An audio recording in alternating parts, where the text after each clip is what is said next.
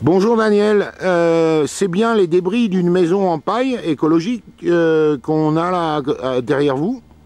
Oui, est-ce que tu es assez prêt pour entendre ce que je dis? Oui, je pense. Ok, ben là nous sommes au camp des enfants de la butte, donc qui a été fait il y a 18 mois.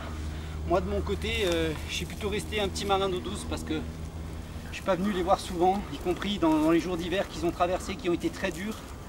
Quand il y avait des intempéries pas possibles, le froid, la neige, le vent, le brouillard, et des pluies sans fin et des froids qui faisaient crever les clochards. De temps en temps, moi, de mon côté, j'étais là dans mes 4 murs en placo, en train de me dire putain, ils sont là-bas et ils arrivent à résister, à tenir. C'est pour se dire un petit peu l'exploit humain qu'ils ont fait, sans même que j'y ai participé. J'ai amené de temps en temps des bottes de paille avec un monsieur qui s'appelle Cyril Morat, qui a participé aussi à sa façon en étant en ville, qui a participé énormément. Donc ça fait partie des bottes de paille que Cyril emmenait en les achetant chez un paysan. Et il y avait une construction écologique magnifique qui avait été faite, un petit peu comme les Gaulois, une hutte ronde avec une magnifique baie vitrée de 2 mètres sur 4 mètres. Et tout en paille posée, en bottes de paille posée, avec de l'enduit à la boue. Ils ont fait ça en collectif, c'était magnifique. Et une toiture autoportée.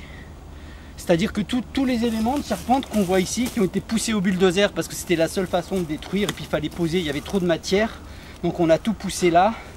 Les pauvres agents de mairie qui ont dû le faire parce que voilà, c'est la loi, ils ont tout poussé là.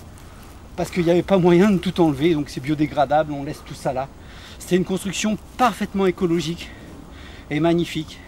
Un abri d'hiver où les enfants de la butte pouvaient dormir. Et ces choses, cette construction qui a pris énormément de temps, qui a demandé énormément de main d'œuvre et de fraternité humaine, elle a été faite en tout un été, pendant les 20 jours du possible et bien d'autres choses encore qui ont été faites. On voit une très belle vidéo de rue 89 qui montre un peu tout ce qui avait été fait avant la destruction. C'est pour dire que les enfants de la butte, avec ce concept de zone à défendre, où ils posent un camp et ils vivent un petit peu comme des hippies, un peu façon récessionnista, avec le moins de ressources possibles et en partageant tout, et le plus écologique possible. Eh bien, ils avaient réalisé un petit chef-d'œuvre de village autogéré. Et je voulais porter témoignage de ça, avec les quelques images qu'on a pu voir de ce champ labouré, qui font un contraste complet avec les images qui ont été prises de David, par rue 89 qui faisait visiter le camp. Ou encore de France 3 qui ont aussi pris des belles images. Mais merci. Plus indépendants. Merci Daniel de ce témoignage, voilà, que je vais tâcher. Une école de fraternité et d'écologie. Très bien. Je vais tâcher de relayer au mieux ce message. Merci Daniel.